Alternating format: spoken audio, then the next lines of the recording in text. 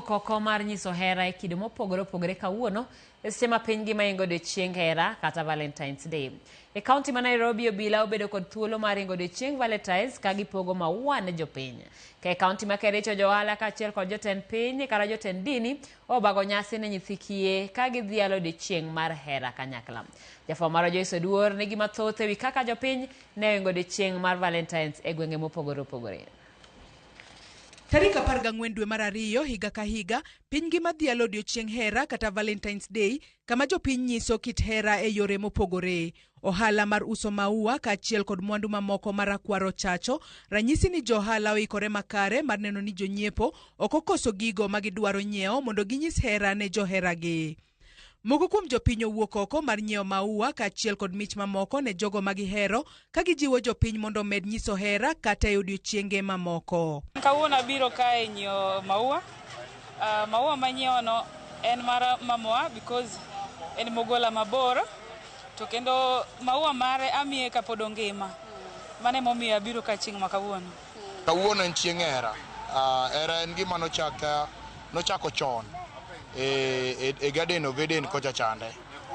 Emomiyo adwani mondo mi akwa jomohere duto ni kik gihere mana kawuono kende. Kata obedo ni jopiny owuok oko mar nyiewo maua kawuono kendo johala omor ni giuso maber, bende giywak ni nengo mamalo magiwaro godo maua omono giwaro maua mang'eny kawuono. Kata osebedo ni ngima tek kamano, to maua ji onyiewo ne joheragi. Kendo unyalo neno kaka kaeri ji wuothe kendo pong'. Ohala ber to ok ober ahinya kaka last year nikech jofamo dwa medo bei modwa buogowa.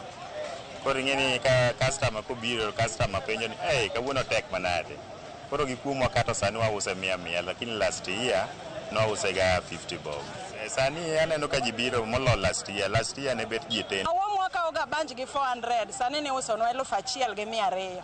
Omiyo ineno kaka pap chal, maua onge, kastembe wa manyiewo mapilo chung stranded, nikech maua onge bei betek, nitie joma kobiro to dok nikech ok ginyal.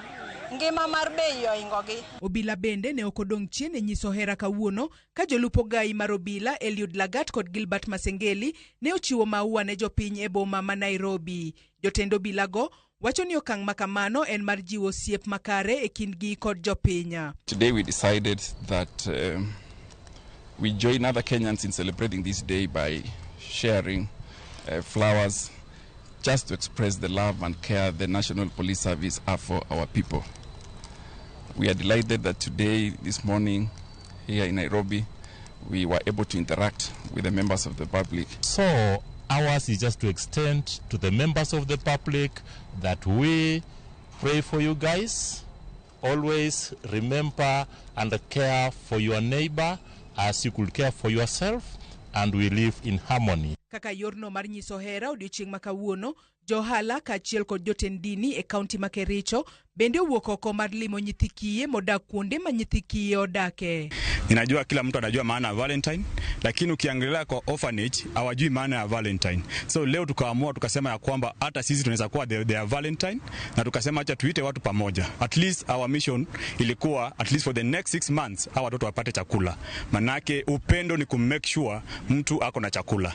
Na aliye na chakula anaweza kupata lishe, huo mtu ako na furaha. Johala go kaachiel kod jotend dini wacho ni gikawo ndamo mar dhialo Valentines kod nyithindo maonge jonyuolgi mondo gilok picha mar odiochieng Valentines makinde mathoth en mar jogo moherore kende. Lakini nilitilia maanani siku ya leo kuona ya kwamba kumbe hata katika siku kama hii tunaweza kufikia wala ambao hawawezi kujipatia hata chakula, hata nguo.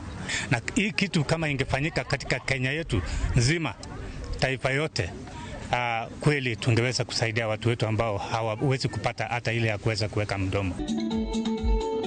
Joyce Oduor, Ramogi TV.